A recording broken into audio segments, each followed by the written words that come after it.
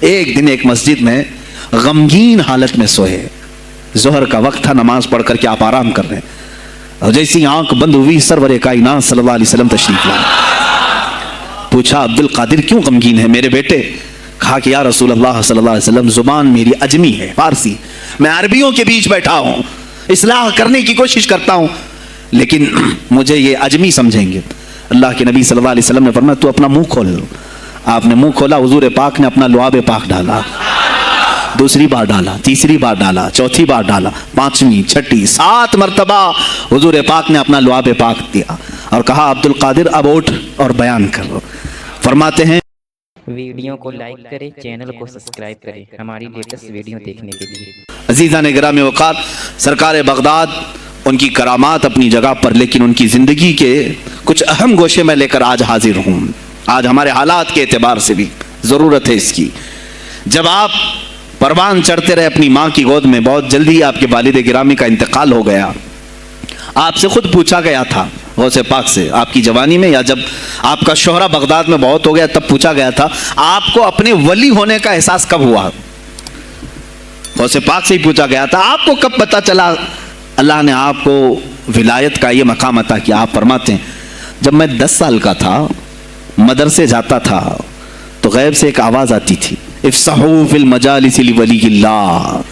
غیب سے آواز آتی تھی اے لوگوں مجلس میں جگہ چھوڑ دو، اللہ کا ولی آ رہا ہے۔ یہ آواز صرف میں نہیں، میرے استاد بھی سنتے، وہاں بیٹھے شاگرد بھی سنتے، اور سب کھڑے ہوتے تھے، جگہ دیتے تھے۔ غوث پاک فرماتے ہیں جب ہر بار مجھے یہ آواز آنے لگی تب مجھے احساس ہوا کہ اللہ تعالیٰ نے مجھے ولایت کا تاج پہنایا ہے۔ پھر آپ کو لہو و لعب میں، کھیل کود میں نہیں رکھا گیا۔ فرماتے ہیں ایک بار میں صرف ایک گائے کی پونچھ پکڑنے کی کوشش کر رہا تھا، گائے پلٹ گئی، فصیح عربی میں کہنے لگی الہذا خلقت ام بہذا امرت یا عبد القادر، اے عبد القادر کیا تجھے اسی کام کے لیے پیدا کیا گیا یا تجھے اللہ نے اس کام کا حکم دیا کہ میری پونچھ پکڑے؟ غوث پاک فرماتے ہیں میں چونک گیا کہ ایک جانور مجھ سے عربی میں بات کر رہا ہے۔ اور اس کے بعد وہ گائے خود کہنے لگی اے عبد القادر تجھے اللہ نے اپنی مخلوق کے لیے بنایا ہے، اپنے بندوں کو راہ راست پر لانے کے لیے۔ غوث پاک فرماتے ہیں اس کے بعد زندگی میں کبھی کھیل کود کی خواہش بھی نہیں آئی، کھیل کود کی خواہش بھی نہیں آئی، کبھی تصور بھی نہیں کیا۔ اور جب آپ جیلان سے نکل کر بغداد آئے، بغداد کے جو حالات تھے وہ آپ نے بہت قریب سے مشاہدہ کیا۔ میرے عزیزو آج کے جو حالات ہیں نا، آج کے جو حالات میں نے پڑھا اس سے بھی زیادہ ڈینجر حالات اس زمانے کے تھے۔ آج لوگ حالات کی شکایت کرتے ہیں، بہت سارے علماء مولانا ہم سے کہتے ہیں حالات اب صحیح نہیں ہیں، ویسے نہیں ہے پہلے۔ میں تمہیں غوث پاک کے حالات بتاتا ہوں، اس وقت سیاسی حالات کیا تھے۔ اس وقت سیاسی حالات اتنے خطرناک ہو چکے تھے، بغداد میں شیعوں نے اپنا گڑھ جمایا تھا، یہاں تک کہ ہر عالم پر، ہر وائز پر، ہر امام مسجد پر پابندی تھی۔ سیدنا ابو بکر صدیق اور حضرت عمر کا کوئی نام نہیں لے سکتا تھا، کوڑے مارے جاتے تھے۔ شیخین کا اگر کسی نے نام لے لیا کسی عالم نے، کوڑے مارے جاتے تھے۔ خلیفہ واثق باللہ تک یہ تاریخ چلی بغداد میں، اور سلطنتیں ٹوٹ چکی تھیں۔ سیاسی حالات اس قدر خراب ہو چکے تھے، چھوٹی چھوٹی ٹکڑیوں میں بٹ چکے تھے مسلمان۔ مصر کی طرف دیکھیں تو فاطمی حکومت قائم ہو گئی تھی، وہ اپنے آپ کو فاطمی کہہ رہے تھے۔ بغداد میں عباسی خاندان حکومت کر رہا تھا، اور وہ بھی سمٹ کر کے صرف بغداد کے اطراف رہ گئی بس۔ پھر ترکی کی طرف دیکھیں تو سلجوکی خاندان تھا، ایک ایک ٹکڑا حکومت کر رہا تھا، اور یہی آپس میں دست بگریباں تھے، ایک دوسرے سے لڑ رہے تھے۔ اور پھر پلس اس پر ایسا کہ بازنطینی جو عیسائی تھے، صلیبی تھے، ان سلطنتوں کو آپس میں لڑا کر کے اس قدر شدت پیدا کر چکے تھے کہ بغداد والا مصر نہیں جا سکے، مصر والا ترکی نہ آ سکے۔ پھر ادھر بخارا، سمرقند، نیشاپور، یہ جو رشیا میں ہیں آج، ازبکستان وغیرہ میں، یہاں الگ ایک سلطنت قائم تھی، اور ہند میں الگ کفرستان تھا۔ بغداد علمی مرکز تھا، کوفہ اور بصرہ علم کے مرکز تھے۔ آپسی رنجشوں کی وجہ سے بادشاہوں کی طلبہ ایک جگہ سے دوسری جگہ کا سفر نہیں کر سکتے تھے، بغداد کے سارے مدرسے بند پڑے ہوئے تھے، کیونکہ طلبہ آ نہیں سکتے۔ کہاں سے آئے تم؟ مصر سے آئے، واپس جاؤ، اس سلطنت میں کیا کر رہے ہو؟ اس طرح کی سختیاں، یہاں تک کہ یہی زمانہ ہے جب حسن بن صباح نام کا ایک ایسا منافق جس نے اس زمانے کے بادشاہوں کو خرید لیا اور کچھ لوگوں کو نشے کا خوگر بنایا. حشیشین وغیرہ آپ نے سنا ہو، صلاح الدین ایوبی کا زمانہ ہے یہ. غوث پاک سے صرف 4 سال بعد صلاح الدین ایوبی آئے، صرف 4 سال بعد. اس زمانے میں حسن بن صباح نے ہزاروں نوجوانوں کو نشے کا عادی بنا دیا تھا، ہزاروں نوجوان. اور کیسا نشہ، کوکین، افیون وغیرہ سب تو لے کر کے تو لوگ ہوش میں آ جاتے ہیں. وہ ایسا تھا کہ اس نے جو نشہ دکھایا تھا، ایک چھوٹے سے کمرے میں ان کو رکھتا اور انہیں بتاتا کہ یہ درخت ہیں، یہ نہر ہے، یہ محل ہے، یہ حور ہے، تو اسے وہ جنت ہی سمجھتے تھے. اور پھر اس کمرے سے باہر نکالتا اس کو، تڑپ تڑپ کے آدمی مر جاتا کہ مجھے میری جنت میں واپس کرو. وہ جنت نہیں، کمرہ ہوتا تھا، لیکن نشہ اسے ایسا کرایا جاتا تھا کہ اس کمرے کو وہ جنت سمجھنے لگتا تھا. اور ان نوجوانوں سے کیا کرایا جاتا تھا؟ ان کو نشے کا عادی بنا کر کے باہر نکالا جاتا، انہیں ٹارگٹ دیا جاتا، فلاں مجلس میں جاؤ، فلاں خلیفہ کو قتل کرو، فلاں وزیر کو مارو، فلاں سپاہیوں کو مارو، فلاں عالم دین کا قتل کرو. اور وہ اپنا ٹارگٹ پورا کر کے آتے اس لیے کہ انہیں نشہ چاہیے تھا. وہ 1 دن 2 دن سے زیادہ اس نشے کے بغیر رہ نہیں پاتے ہیں. وہ اپنا ٹارگٹ کرنے کے لیے اپنی جان بھی جوخم میں ڈالتے ہیں. اس طرح کے کئی حملے خلفاء پر کرائے حسن بن صباح نے. اور جانتے ہیں، میں نے آج تاریخ دیکھی، حسن بن صباح نے علماء اہل سنت کو اس زمانے کے 40,000 علماء کو قتل کرایا.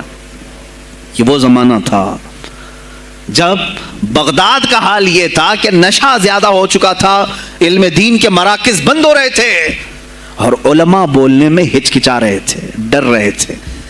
اور سلطنتیں آپس میں ایک دوسرے سے ٹکرا رہی تھیں. جو خلیفہ بیٹھتا وہ نہایت عیاش قسم کا خلیفہ آتا تھا.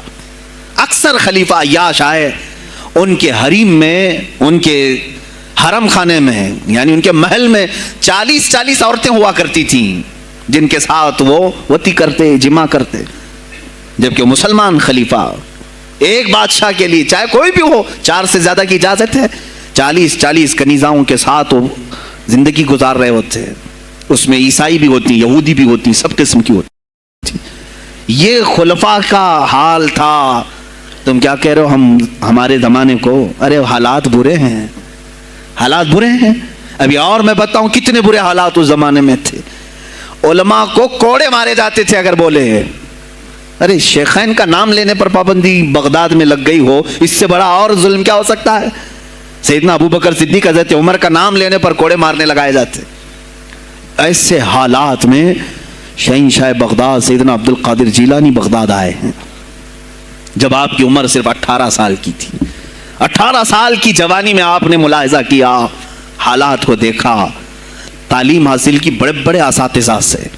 آپ کے اساتذہ فقہ میں الگ ہیں، حدیث میں الگ ہیں، تفسیر میں الگ ہیں، علم کلام میں، کئی علوم و فنون پہ آپ نے مہارت حاصل کی. اس کے بعد حالات دیکھ کر کے آپ نے کیا کہا؟ یہ اب یہاں سے میں ہر ایک عالم دین کے لیے بشمول من میرے لیے نصیحت سمجھتا ہوں. غور سے سن لیں. غوث پاک رضی اللہ تعالیٰ عنہ کی زندگی میں ایک موڑ ایسا آیا، اور شاید میں نے بھی کئی مرتبہ اس طرح سوچا ہے. میں کمپیئر نہیں کر رہا ہوں، لیکن سنیں، حالات کو دیکھ کر کے غوث پاک نے جنگل کا رخ اختیار کر لیا. کیا لینا دینا ہے اس دنیا سے؟ اور آپ خود فرماتے ہیں کہ میرے دل میں یہ ارادہ تھا، میرا ارادہ ہوا جنگل میں ایسی جگہ رہوں کہ نہ مجھے مخلوق دیکھے اور نہ میں مخلوق کو دیکھوں. عبادت میں ایسے مصروف ہو جاؤں. جنگلوں میں آپ عبادت کرتے رہے، لیکن فرماتے ہیں مجھے غیب سے آواز آئی اللہ رب العزت کی طرف سے. کہا اے بندے قادر، آپ کا نام ہی عبد القادر ہے، اے قادر کے بندے، تجھے اللہ نے جنگلوں کے لیے نہیں بنایا، امت مصطفیٰ کی رہنمائی کر، خلق خدا تجھ سے نفع حاصل کرے، واپس آ جا. غوث پاک فرماتے ہیں میرا ارادہ تو تھا کہ میں اپنی زندگی اللہ کی یاد میں فنا کر دوں، لیکن میں شہر صرف اس لیے واپس آیا کہ جنگل میں صرف میری اصلاح ہو سکتی ہے، شہر میں پوری امت کی اصلاح ہو سکتی ہے. علماء کے لیے یہی آج نصیحت ہے. تم چاہے تو گدی نشین بن جاؤ، سجادہ نشین بن جاؤ، جھولی نشین بن جاؤ، جنگل نشین بن جاؤ. ہو سکتا ہے تمہارے اپنے فائدے کے لیے تم سوچ سکتے ہو. میں نے ابھی یہ کہا, میرے دل میں ارادہ تھا کہ گوشہ نشین ہو کر کے اپنی عبادت کریں, اپنی آخرت کی فکر کریں. نہیں, علماء کو اللہ تعالیٰ نے علم عطا کیا ہے امت مصطفیٰ کی رہنمائی کے لیے. یہ امانت ہے, چاہیں تو بھی چھپ نہ سکیں. عزیزان گرامی وقار, غوث پاک رضی اللہ تعالیٰ عنہ واپس بغداد آئے. اچھا, وہ اتنی عبادتوں کے عرصے میں جانتے ہیں کہاں کہاں کا سفر نہیں کیا انہوں نے؟ جنگلوں کا سفر, صحراؤں کا سفر, بیابانوں کا سفر, یہاں تک کہ سری لنکا کی سرزمین تک پہنچے, ملتان تک آئے. یہ تاریخ کی کتابیں بتاتی ہیں آپ نے پیدل یہ سارے سفر کیے. پھر واپس اسی بغداد آئے جہاں کے حالات بڑے ہی کشیدہ تھے, اور خلفائے وقت کے خلاف زبان کھولنا یہ آگ سے کھیلنے کے برابر تھا, آگ سے کھیلنے کے برابر تھا. اور سب سے بڑا مسئلہ تو غوث پاک کے لیے یہ تھا کہ آپ بغداد کے نہیں تھے, عراق کے نہیں تھے, آپ جیلان سے آئے تھے. جیلان ایران میں ہے. اس زمانے میں طبرستان ایک صوبہ تھا, طبرستان کا ایک شہر جیلان تھا. جیلان سے آئے ہوئے تھے بغداد میں. آپ کی زبان فارسی تھی. فارسی زبان کا ایک طالب علم بغداد میں آیا ہے, اور بغداد پورا عربیوں کا ہے, فصیح عربی بولنے والے لوگ, اور نہایت ہی عیاشی میں پڑے ان کی اصلاح کیسے کریں. دل میں بار بار یہ احساس ہوتا. غوث پاک فرماتے میری زبان فارسی تھی اور ان کی زبان عربی ہے, میں ان سے خطاب کیسے کروں, ان کو اصلاح کے راستے پر کیسے لاؤں. بار بار سوچتے تھے, لیکن دل میں ایک درد ہوتا تھا کہ امت مصطفیٰ کو اس حال میں نہیں چھوڑنا چاہتا. ایک دن ایک مسجد میں غمگین حالت میں سوئے. ظہر کا وقت تھا, نماز پڑھ کر کے آپ آرام کر رہے ہیں, اور جیسی آنکھ بند ہوئی سرور کائنات صلی اللہ علیہ وسلم تشریف لائے. پوچھا عبد القادر کیوں غمگین ہے میرے بیٹے؟ کہا کہ یا رسول اللہ صلی اللہ علیہ وسلم زبان میری عجمی ہے, فارسی, میں عربیوں کے بیچ بیٹھا ہوں, اصلاح کرنے کی کوشش کرتا ہوں, لیکن مجھے یہ عجمی سمجھیں گے. اللہ کے نبی صلی اللہ علیہ وسلم نے فرمایا تو اپنا منہ کھول. آپ نے منہ کھولا, حضور پاک نے اپنا لعاب پاک ڈالا, دوسری بار ڈالا, تیسری بار ڈالا, چوتھی بار ڈالا, پانچویں, چھٹی, 7 مرتبہ حضور پاک نے اپنا لعاب پاک دیا اور کہا عبد القادر اب اٹھ اور بیان کرو. فرماتے ہیں خواب میں نے حضور اکرم صلی اللہ علیہ وسلم کا لعاب پاک لیا. تھوڑی ہی دیر گزری تھی, میرے خواب میں ہی میرے جد کریم مولا کائنات علی مرتضیٰ تشریف لائے. کہا پھر وہی سوال کیا عبد القادر کیوں نہیں بیان کرتے؟ کہا میں فارسی النسل, فارسی ہوں اور عربیوں کے بیچ میں ہوں. انہوں نے کہا تو اپنا منہ کھول. باب العلم, باب مدینۃ العلم, علی کرم اللہ وجہہ الکریم اپنا لعاب پاک ڈالتے ہیں. 1 بار, 2 بار, 3 بار, 4 بار, 5 بار, 6 بار بس کیا. غوث پاک نے کہا نانا جان نے مجھے 7 مرتبہ پلایا, آپ نے 6 مرتبہ. علی کرم اللہ وجہہ الکریم فرماتے ہیں میں برابری تو نہیں کر سکتا, وہ رسول کائنات ہیں. عزیزان گرامی وقار, غوث پاک فرماتے ہیں پھر میری آنکھ کھلی, اور اسی جامع مسجد میں جب میں کھڑا ہوا اور خطاب کے لیے لوگوں کو پکارا تو دیکھا ادھر سے بھی مخلوق آ رہی ہے, ادھر سے بھی آ رہی ہے, سامنے سے بھی آ رہی ہے. مجمع اتنا کثیر کہ تل دھرنے کی جگہ مسجد میں نہیں تھی. اور جب آپ کا خطاب ختم ہونے کو تھا لوگ اپنے کپڑے پھاڑنے لگے اور بے ہوش ہونے لگے. اتنی تیر بہدف کلمات تھے کہ سیدھے سینے میں پیوست ہو جاتے, دلوں میں اتر جاتے. اس کے بعد وہی دن تھا سیدنا عبد القادر جیلانی کو لوگوں نے ہاتھوں ہاتھ اٹھایا. بغداد میں شہرہ ہو گیا کہ کوئی ایک اجمی آیا ہے اور عربیوں پر فوقیت لے گیا ہے. سارے عربی اس کے سامنے دنگ رہ گئے ہیں, کوئی عربی اس کی فصاحت کو نہیں پہنچ پاتا ہے. کئی لوگ امتحان کے لیے بھی آئے. ایسا نہیں ہے کہ غوث پاک کو یوں ہی چھوڑ دیا گیا. میرے عزیز تم تو 1000 سال کے بعد کرامتیں سنتے ہو نا, یہی لگتا ہے کہ غوث پاک بہت کرامتوں کے مالک تھے, بہت بڑے عالم اور بڑے ولی کامل تھے, کچھ نہیں ہوا ہوگا ان کے ساتھ. ہمارے سے زیادہ خطرے انہوں نے مولے ہیں, ہم سے زیادہ حاسدین ان کے تھے, دشمنی کرنے والے اپنوں میں بھی بہت سارے تھے. غوث پاک رضی اللہ تعالیٰ عنہ کا جب خطاب شروع ہوا, کیا ایک خطیب جب مشہور ہونے لگے تو دوسرے مولوی خاموش رہ جائیں گے؟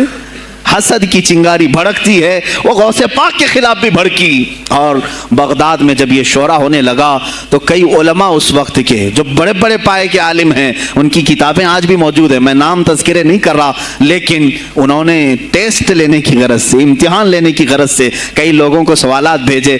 ایک دن مجلس میں ایسا تھا کہ غوث پاک تفسیر قرآن بیان کرتے تھے۔ تفسیر قرآن بیان کرنا غوث پاک کا محبوب مشغلہ تھا، روزانہ قرآن کی تفسیر عرض کرتے۔ ایک دن مجلس میں بڑے بڑے علماء کی جماعت، جس میں عبد الرحمن جوزی جیسے بڑے فقیہ محدث ہیں، ان کی ایک جماعت آئی۔ قرآن کی جو آیت کی تفسیر وہ کر رہے تھے، اس تفسیر کو کئی کتابوں سے انہوں نے اخذ کیا اور لے کر کے آئے، مجمع میں بیٹھے ہیں۔ غوث پاک نے تفسیر شروع کی۔ ایک آیت کی کتنی تفسیریں ہو سکتی ہیں، کتنی تفسیریں ہو سکتی ہیں؟ ایک تفسیر بیان کیا، اس کے بعد کہا اس آیت کی ایک دوسری تفسیر یہ ہے۔ پھر تھوڑی دیر کے بعد غوث پاک نے فرمایا اس کی ایک تیسری تفسیر یہ ہے۔